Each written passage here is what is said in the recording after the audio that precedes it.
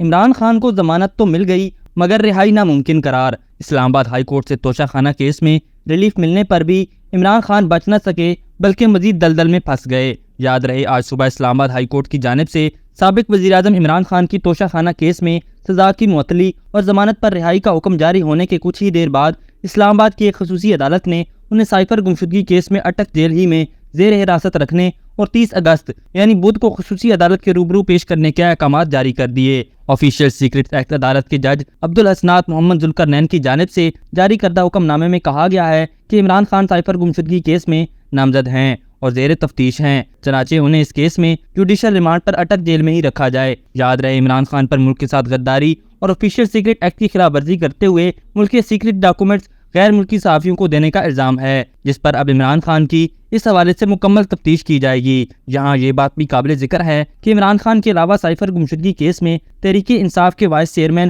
شاہ محمود قریشی پہلے ہی جسمانی ریمانڈ پر ہیں، جبکہ اسد عمر ضمانت پر ہیں، اور اسی کیس میں عمران خان سے FIA کی تحقیقاتی ٹیم 2 مرتبہ اٹک جیل میں تفتیش کر چکی ہے۔ اس حوالے سے پاکستان تحریک انصاف کے رہنما زلفی بخاری نے ٹویٹ کرتے ہوئے لکھا کہ عمران خان کی کسی اور مقدمے میں ممکنہ گرفتاری سے عدالتی نظام کی سالمیت اور شہرت متاثر ہوگی، بے گناہ شخص کو رہا کیا جائے۔ جبکہ دوسری جانب پاکستان کے سابق وزیراعظم شہباز شریف نے کہا کہ فیصلہ آنے سے پہلے ہی سب کو پتہ ہو کہ فیصلہ کیا ہوگا تو یہ نظام عدل کے لیے لمحہ فکریہ ہونا چاہیے۔ جہاں یہ بھی آپ کو بتاتے چلیں کہ پاکستان تحریک انصاف نے سابق وزیراعظم عمران خان کی کسی بھی کیس میں گرفتاری سے روکنے کے لیے اسلام آباد ہائی کورٹ میں درخواست دائر کر دی ہے۔ اسلام آباد ہائی کورٹ میں دائر ہونے والی درخواست میں چیئرمین PTI کے وکیل سلمان صفدر کی جانب سے استدعا کی گئی ہے کہ FIA، نیب اور پولیس کو سابق وزیراعظم عمران خان کی کسی بھی کیس میں گرفتاری سے روکا جائے۔ یاد رہے کہ یہ درخواست توشہ خانہ کیس میں سابق وزیراعظم عمران خان کی سزا معطلی کی درخواست پر محفوظ فیصلہ سنائے جانے سے قبل دائر کی گئی تھی۔ قانونی ماہرین اس حوالے سے کہتے ہیں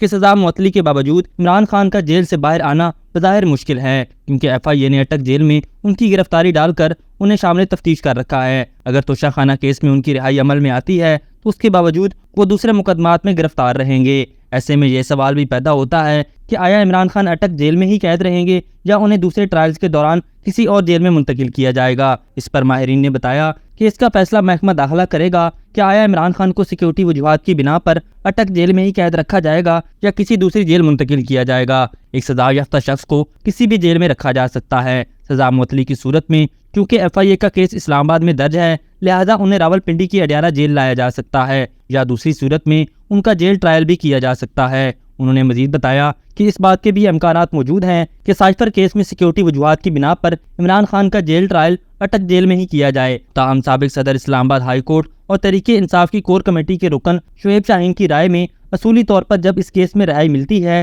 تو انہیں وقت دیا جائے گا کہ دوسرے کیسز میں بھی اپنی ضمانت کروا لیں، مگر اس ملک میں حکومت کیا کرتی ہے ہمیں اگلے لمحے کا نہیں پتا ہوتا۔ دوسری طرف سابق معاون خصوصی برائے قانون عطا اللہ تارڑ کہہ چکے ہیں کہ عمران خان توشہ خانہ کیس میں سزا معطلی کے باوجود رہا ہوتے نظر نہیں آ رہے۔ انہوں نے کہا تھا کہ سائفر کیس میں FIR بعد میں ہوئی، جبکہ عمران خان کے وکلاء نے ان کی ہدایت پر انہی دنوں میں ضمانت کی درخواست دائر کی۔ وہ کہتے ہیں کہ عمران خان اس کیس میں 30 اگست تک جوڈیشل ریمانڈ پر ہیں۔